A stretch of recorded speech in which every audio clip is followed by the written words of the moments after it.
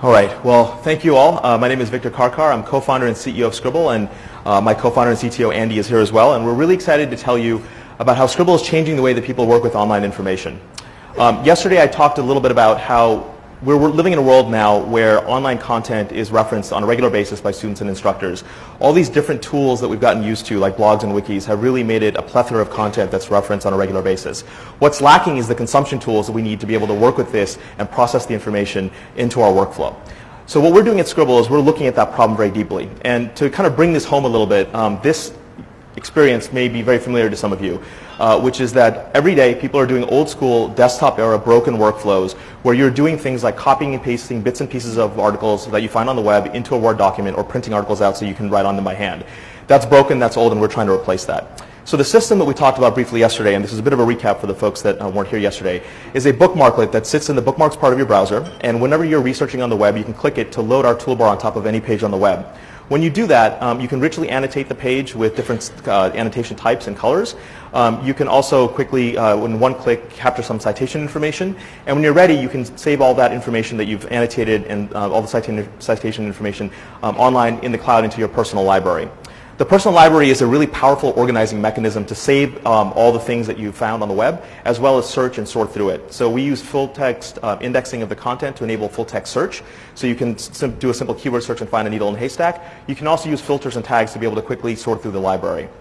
One of the things that we also talked about was that there are a set of features such as summaries, bibliographies, and libraries that actually, I'm going to stop here for a second. This is actually not the presentation that I sent for today. This is from yesterday, so I'm wondering if there's a mix-up here.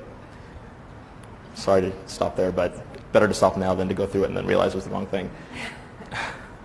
It's very similar. There's stuff from yesterday in here as well. Do you want to just speak to it? I can, sure. So, time's a little bit thrown off, but that's okay. So basically the idea is that we have summaries and bibliographies. These are things that are actually thrown into the new version of Scribble that we launched about 2 months ago that's called the Student Edition. And in that Student Edition, you can do things like in one click be able to generate a summary or bibliography. It's a really powerful mechanism.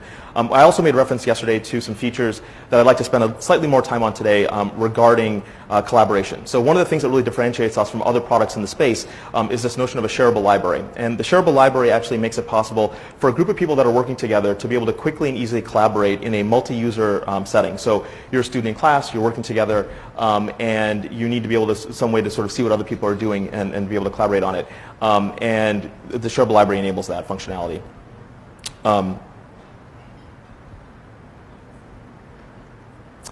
One of the things that we also talked about yesterday is that we have a great opportunity to help people with the Common Core standards. So for example, the Common Core standards specifically talk about research and critical reading skills as being very, very important. And we talked a little bit yesterday about how we're enabling that through some examples. So an example was that there is a pilot that we've done here in the Bay Area with a charter school that's pretty high profile. It's actually one of the schools that was profiled in Waiting for Superman. It's the Summit Public Charter Schools. And they actually we talked to the instructors, and they really love Scribble for three specific reasons. One is that the annotation functionality makes it possible for the instructors, for the students to be able to quickly and easily understand the content. Secondly, that the workflow capabilities that we enable make it possible for the instructors, for the students to be able to quickly and easily do the work rather than spending a lot of manual workflow time on that, and instead spend their time doing the critical thinking and analysis. And thirdly, the teachers actually get to see the annotation and the comments that the students are adding in real time rather than having to wait for them to bring printed paper back from home.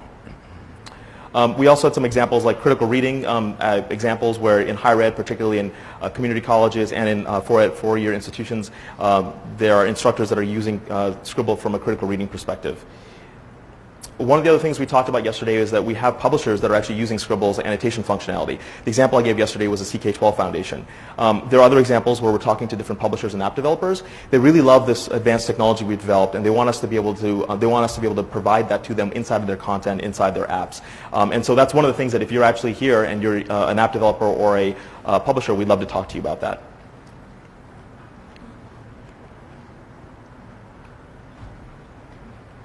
Sorry, this is very different from what I sent in. So one of the things I talked about yesterday. One of the things I hit upon yesterday as well is that my co-founder Andy and I have actually been through a startup experience before. So we've actually helped spin off a .com during the .com days from an existing enterprise software company, which was then later acquired. So we've had some great experience helping to build a company that was later acquired. One of the other things that we like to point out is that we've been very fortunate to have funding from the National Science Foundation. The NSF has a competitive SBIR program, and through that process we've raised 2 rounds of grant funding totaling $600,000. This is stuff I talked about yesterday, but what I'd like to do is actually speak to the slide that was supposed to be here today, and that is what we want to get out of being here at SIA. There are 3 things really. One is that we're looking to meet investors, so we're looking to raise basically a first outside round of private capital, so fundraising. Second is we're looking for partners, so if you're somebody that wants to help us distribute this wonderful thing that we've built, we'd love to talk to you about that. And third, we'd like to talk to people that could be customers, basically publishers and app developers who are really interested in our technology and building that annotation functionality into their applications. So I will stop there, and during Q&A I will try to hit the things that I think you ought to hear about that weren't in the presentation. Thank you. Good presentation. Laura's going to start us off. So my question actually references something you said yesterday. Okay. So you can decline and I'll give you another question. No problem. But I thought yesterday you mentioned something about a recommendation engine coming out as Yes. a new feature and functionality. Could you expand a bit as to what informs that, what kind of inputs drive the recommendation engine and how it supports students? Sure, yeah. That's one of the things I said, if you bring me back today, we could talk about it. So the idea behind this is that the way people do research on the web today is sort of like working really hard for your money and then sticking it in a mattress and not having it add any extra value for you. People go through this process of doing all that sort of painful workflow we talked about. And wouldn't it be great if there was a system that could sort of say, okay, clearly you're looking at this kind of content. We ought to be able to proactively bring content to you that's relevant to the research you're doing. So what we built with the Phase 1 grant that we got from the National Science Foundation was just that. It's a system that literally in real time while you're annotating, you're highlighting that content is getting sent to the server. We're doing some light NLP and AI analysis on it, and in real time recommending content from different sources. At the time that we did that project, we were sort of recommending Wikipedia articles and some web content, but it really could be any kind of content that we could recommend. Okay. And you would let your potential partner maybe drive that even? Yeah, that'd be great. I mean, one of the things that we'd love to talk to is publishers basically who want to sort of make their content more accessible to people that are doing research at the right time so that you don't actually have to search for it. It's actually brought to you because it's relevant to what you're doing on the web right at that point in time. And so if there are publishers out there or content owners that want to be able to make their stuff accessible in that way, we'd love to talk to them. Good question. Okay. I guess I'm going to ask the question that maybe is a little bit of an elephant in the room, but can you differentiate yourself from SiteLighter? Sure. And tell us a little bit about what is unique about Scribble from an educator perspective. Sure. So some of these things would have been in what I was going to talk about today, so I'll try to hit that as well. So SiteLighter, a great company. Obviously, when you all asked the question about what are they focused on and what they're unique at, I think right now I would say that they're obviously doing more on the analytics side than we are. In the classroom edition that we're going to be launching sometime in the summer or in the fall, that's a piece that we're going to be adding as well. However, as of today, I think the differentiator really stands around, frankly, how you work with the content. 2 things. One is the annotation functionality, and 2 is the workflow. So, I followed this product space, i.e. web annotation, for about a decade. I've sort of seen things come and go. I've seen products that have worked and not worked, and this isn't specific to SiteLighter.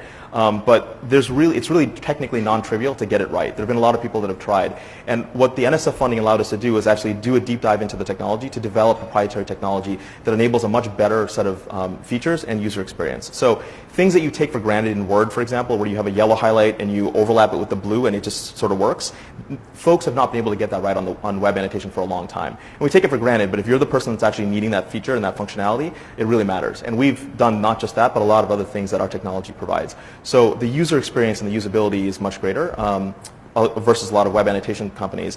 With regards to SiteLighter, and I don't want to speak too much since Saad's not up here to sort of reply, I guess, but it seems to me that we provide sort of on-page, in-context annotation. That's different from what I think they do and what a lot of other folks have done. And in particular, I think, compared to some web clipping companies where you strip the content from the original page, we don't do that. We let you keep your content and annotations right there.